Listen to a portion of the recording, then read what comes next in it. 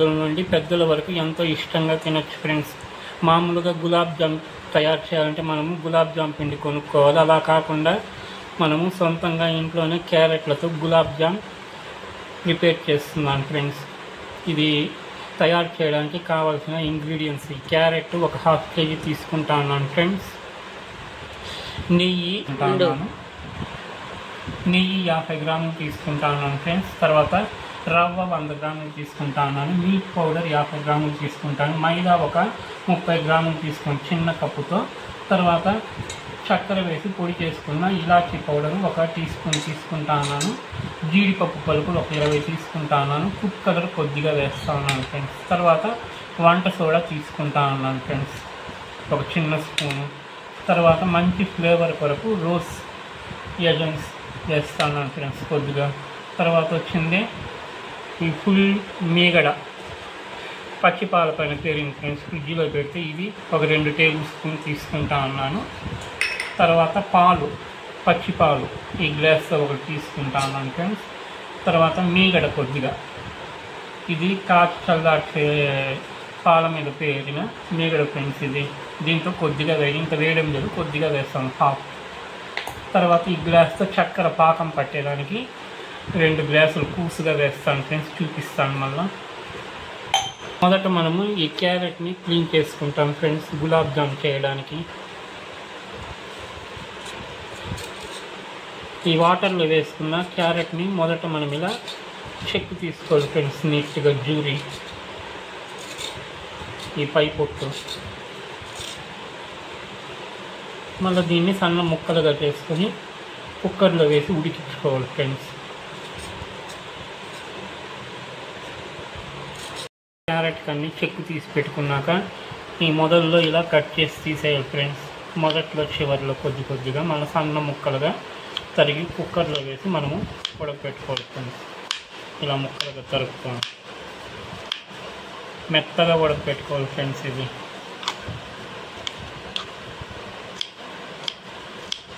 ఈ ముక్కలు తరిగి పెట్టుకున్న క్యారెట్ని ఇలా కుక్కర్లో వేసి వాటర్ పోసి ఉడకపెట్టుకున్నాను ఫ్రెండ్స్.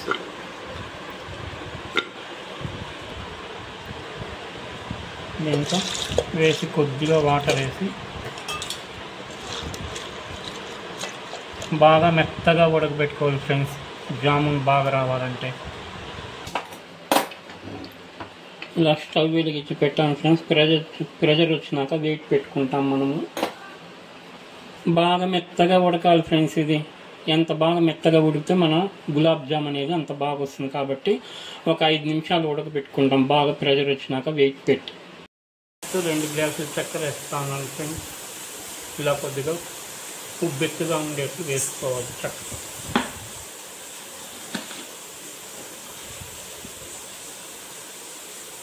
రెండు గ్లాసుల చక్కెరకి 2 గ్లాసులు వాటర్ వేసుకోవాలి ఫ్రెండ్స్. మనం ఏ గ్లాస్తో చక్కెర తీసుకుంటామో అదే గ్లాస్తో 2 గ్లాసులు వాటర్ వేసుకోవాలి.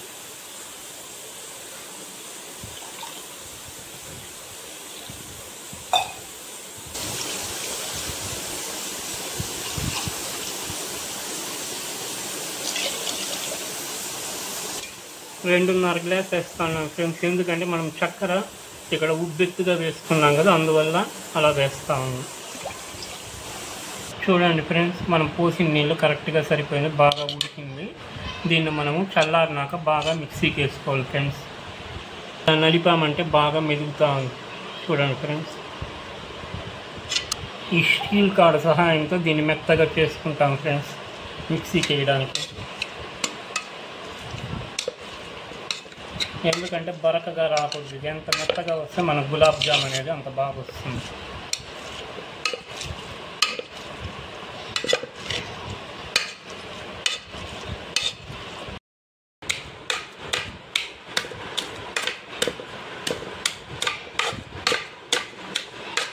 హలో ఫ్రెండ్స్, స్టవ్ వెలిగించి బాణలు పెట్టి 1 టేబుల్ స్పూన్ నెయ్యి వేసుకోవాలి ఫ్రెండ్స్.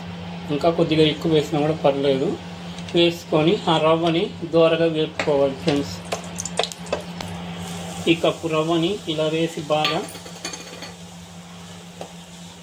నెయ్యి కరిగాక హీట్ అయినాక సిమ్లో పెట్టుకొని బాగా వేపుకోవాలి ఫ్రెండ్స్. దోరగా అవ్వాలి ఇది మన రవ్వ అనేది, పచ్చివాసన పోయి.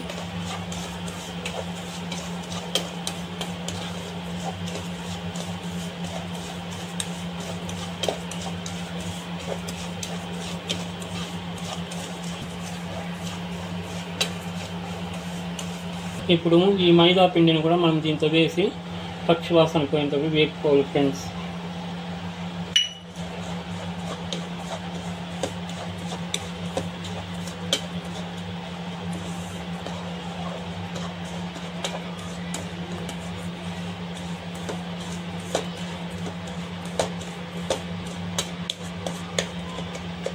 ఇది వేగింది ఫ్రెండ్స్. ఇది ఫ్యాన్ గాలికి బాగా చల్లార్చి మళ్ళీ మనము మిక్సీని దంచి మిక్సీకి వేసుకుంటాం ఫ్రెండ్స్. బాగా మెత్తగా మిగులుతుంది. అలా దంచకుండా వేసుకున్నాం అనుకోండి ఇలా మిక్సీకి అది అట్లే పలుకులుగా ఉంటుంది ఫ్రెండ్స్. అందువల్ల ఇలా దంచి వేసుకున్నామంటే మెత్తని పొడి అయిపోతుంది ఫ్రెండ్స్. అప్పుడు మనము జామున్లో కలిపామంటే మంచి టేస్టీగా ఉంటుంది.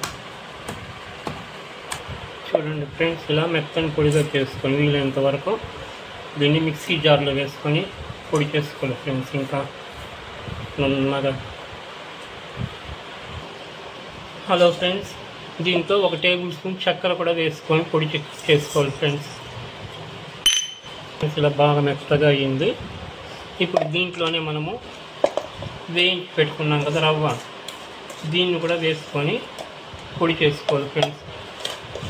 తర్వాత మరొక ముఖ్య విషయం ఫ్రెండ్స్, ఈ రవ్వ వేయించుకునేటప్పుడు మనము మీడియంగా వేయించుకోవాలి. మరి ఎర్రగా వేగిపోయింది అనుకోండి మళ్ళీ చేదెక్కిపోతుంది జామున్. ఎందుకంటే మళ్ళీ మనం పిండిలాగా మెత్తగా పిసుక్కొని రౌండ్లుగా జామున్లు చేసుకొని నూనెలో వేపుతాం కదా ఫ్రెండ్స్. అందువల్ల కాబట్టి మీడియంగా వేయించుకోవాలి రవ్వ పచ్చి వాసన పోయేంత వరకు. మరి ఎర్రగా వేపామంటే చేదెక్కిపోతుంది మళ్ళీ జామున్. ఇప్పుడు దీన్ని మెత్తగా పొడి చేసుకోవాలి ఫ్రెండ్స్. ఇలా మెత్తగా పొడి చేసుకోవాలి. ఈ రవ్వలోనే ఈ మిల్క్ పౌడర్ను కూడా వేసి కలిపి మిక్సీకి వేసామంటే బాగా కలిసిపోతుంది ఫ్రెండ్స్. ఇలా బాగా కలుపుకోవాలి ఫ్రెండ్స్. మనం ప్రిపేర్ చేసుకున్న ఈ గులాబ్ జామ్ పొడిలో కొద్దిగా మంచి ఫ్లేవర్ కొరకు ఇలాచీ పొడిని కూడా వేస్తూ ఉన్నాను ఫ్రెండ్స్. అలాగే కొద్దిగా బేకింగ్ పౌడర్ని వేస్తూ ఉన్నాను ఫ్రెండ్స్. వేసి మిక్సీకి వేసుకునేయాలి. ఈ మిక్సీకి వేసుకున్న పొడిని ఈ ప్లేట్లో ట్రాన్స్ఫర్ చేసుకుంటా ఉన్నాను ఫ్రెండ్స్.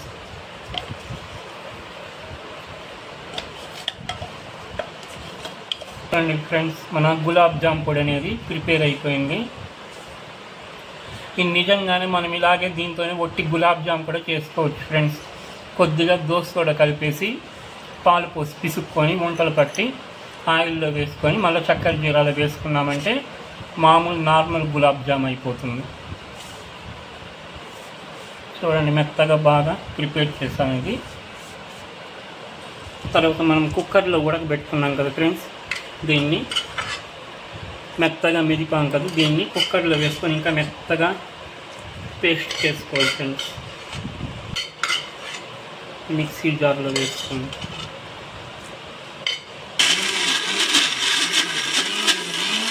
ఇది మెదగడానికి ఈ పచ్చి పాలను వేస్తా ఉన్నాను ఫ్రెండ్స్. క్యారెట్లో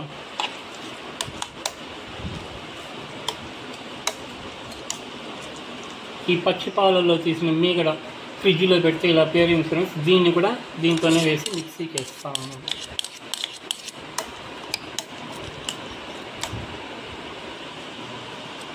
దీంతో కూడా కొద్దిగా ఇలాచి పొడి వేస్తాను ఫ్రెండ్స్. చూడండి ఫ్రెండ్స్, ఇలా మెత్తగా వేసుకోవాలి. ఎంత వీలైతే ఎంత మెత్తగా వస్తే మన గులాబ్ జామ్ అనేది అంత బాగా వస్తుంది ఫ్రెండ్స్. ఈ క్యారెట్ ఇది అంత మెత్తగా వేసుకోవాలి మనం.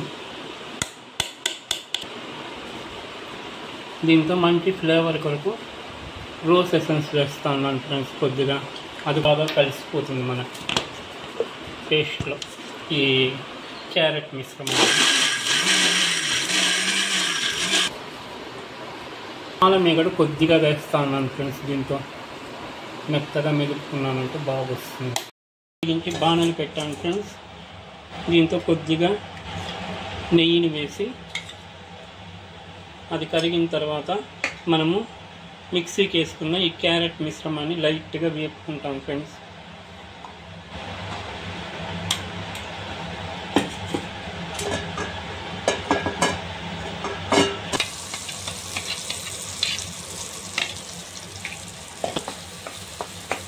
నెయ్యి కరిగినాక తర్వాత మనము సిమ్లోనే పెట్టుకొని దీన్ని లైట్గా వేపుకోవాలి ఫ్రెండ్స్. హలో ఫ్రెండ్స్, ఇలా సిమ్లోనే పెట్టుకొని దీన్ని బాగా కొద్దిసేపు వేపుకోవాలి ఫ్రెండ్స్.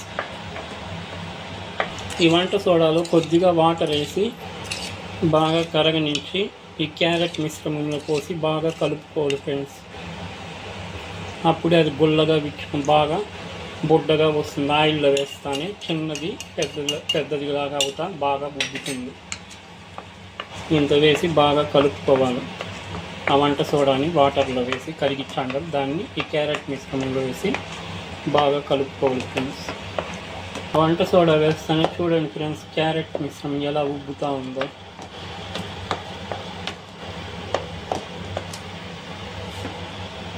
మనము ఈ పొడి చేసి పెట్టుకున్న జామున్ పౌడర్ని వేసుకోవాలి ఫ్రెండ్స్.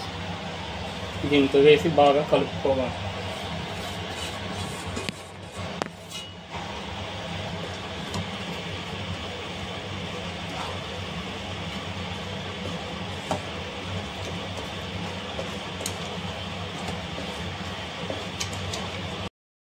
ఈ పచ్చి పాలను దీంతో వేసి బాగా కలుపుకోవాలి ఫ్రెండ్స్.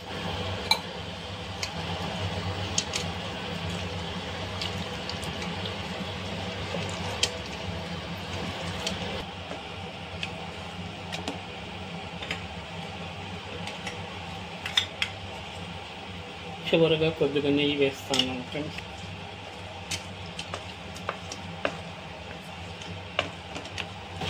ఇది బాగా ఉడికి ఈ పాన్ నుంచి సపరేట్గా రావాలి ఫ్రెండ్స్. అంతవరకు ఇది బాగా కలుపుతూ ఉండాలి మనం ఈ మిశ్రమాన్ని.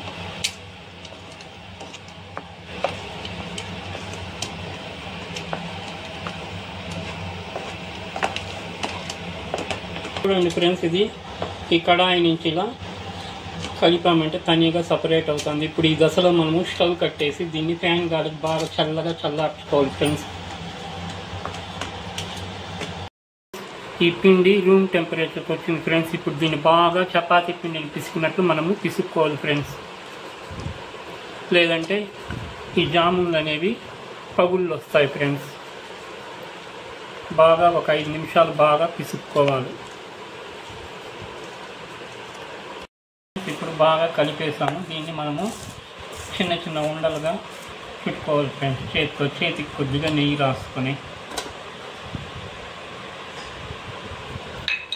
ఇలా తీసుకొని కొద్దిగా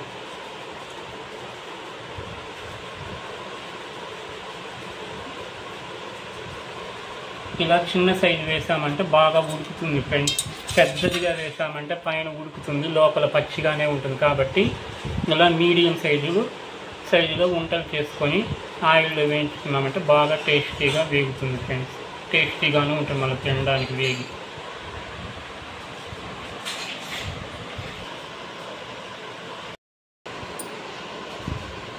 అలా ఫ్రెండ్స్, చూడండి ఫ్రెండ్స్, మనం ఇన్ని గులాబ్ జాములు చేసాము రౌండ్లుగా. అయినా కూడా ఈ పిండి కడాయిలో చూడండి, ఈ కడాయిలో పిండి ఇంకా ఎంత సాఫ్ట్గా ఉందో. ఫ్యాన్ గాలి కాలినా కూడా ఏమీ ఎండకుండా చాలా మెత్తగా బాగా ఉంది ఫ్రెండ్స్. స్టవ్ వెలిగించి ఈ పాత్రను పెట్టాను ఫ్రెండ్స్. 2 గ్లాసులు చక్కెర, 2 గ్లాసులు వాటర్ వేసాం కదా, దీన్ని బాగా మరిగించాలి ఫ్రెండ్స్. తర్వాత ఇంకొక ముఖ్య విషయం, మనము చక్కెర వేసి 2 గ్లాసులు నీళ్లు వేసి అట్లే పెట్టేసి గరిటితో కలపకుండా స్టవ్ వెలిగించి పెట్టామంటే అడుగులో చక్కెర గడ్డలాగా అయిపోతుంది ఫ్రెండ్స్, మళ్ళీ మాడినట్లు. కాబట్టి ఆ చక్కెర కరిగేంత వరకు కంటిన్యూగా ఇలా మనము గరిటితో కలుపుతూ ఉండాలి. మళ్ళీ కరిగిపోయినాక మళ్ళీ కలబెట్టకపోయినా మనకేమి ఇబ్బంది ఏమి ఉండదు. ఈ చక్కెర పాకంలో గరిటెలో కొద్దిగా తీసుకొని ఇలాచీ పొడిని బాగా కలుపుకోవాలి ఫ్రెండ్స్.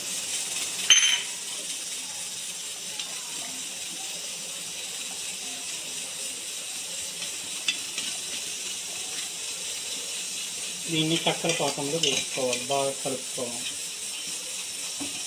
ఫ్రెండ్స్. మనం చేస్తా ఉండే షుగర్ సిరప్ అనేది బాగా మరుగుతూ ఉంది. ఇది ఎంత బాగా మరిగితే అంత బాగా నిలువ ఉంటుంది ఫ్రెండ్స్. ఈ జీరా మనం తొందరగా దించేసామనుకోండి మళ్ళా పాచి వాసన వచ్చి లైట్గా బూజులాగా వస్తుంది ఒక 4 రోజులకి. కాబట్టి మనం బాగా మరిగించుకోవాలి. ఇది ఈ సిరప్ అనేది ఎంత బాగా మరిగించామంటే గులాబ్ జామున్లు దాంతో నిల్వ ఉంటే 15-20 రోజుల వరకు చెడకుండా నిల్వ ఉంటుంది ఫ్రెండ్స్. కాబట్టి మనం బాగా మరిగించుకోవాలి సిరప్ని.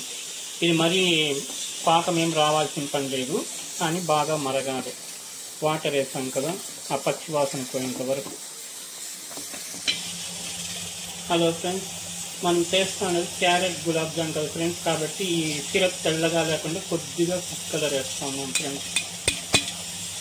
ఇది ఆప్షనల్ మాత్రమే, మీకు నచ్చితే వేసుకోవచ్చు, లేదంటే లేదు. నేనైతే మాత్రం వేస్తూ ఉన్నాను.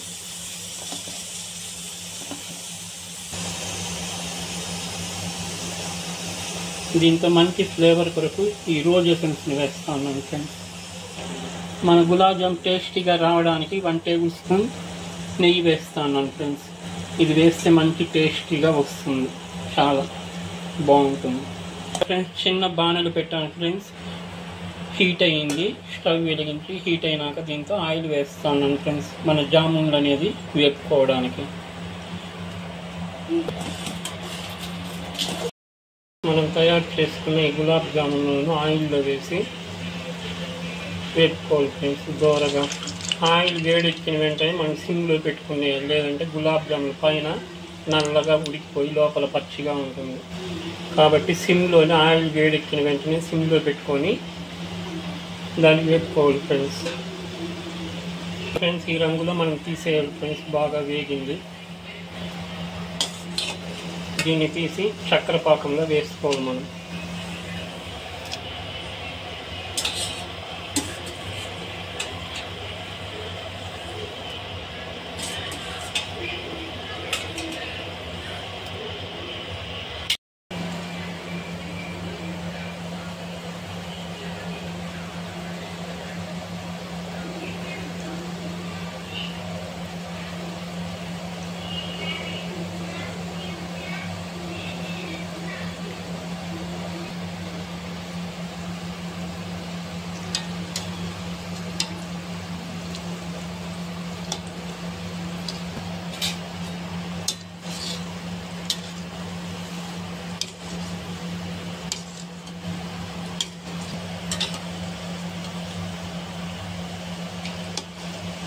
తో చేస్తున్నాం కాబట్టి కలర్ ఇలా చేంజ్ అవుతుంది ఫ్రెండ్స్. కాబట్టి బాగానే వేపుకోవాలి, లేదంటే పైన ఉడికినట్టు లోపల పచ్చిగా ఉంటుంది. క్యారెట్ కొద్దిగా ఆరెంజ్ కలర్లో ఉంటుంది కదా, కాబట్టి వేగని ఇలా కొద్దిగా నల్లగానే వస్తుంది.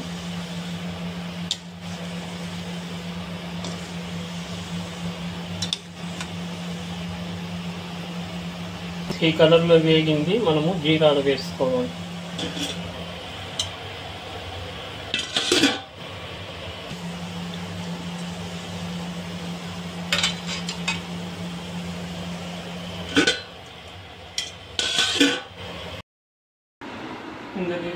డాడీ చేసిన గులాబ్ జామ్ తిని ఎలా ఉంది చెప్పు.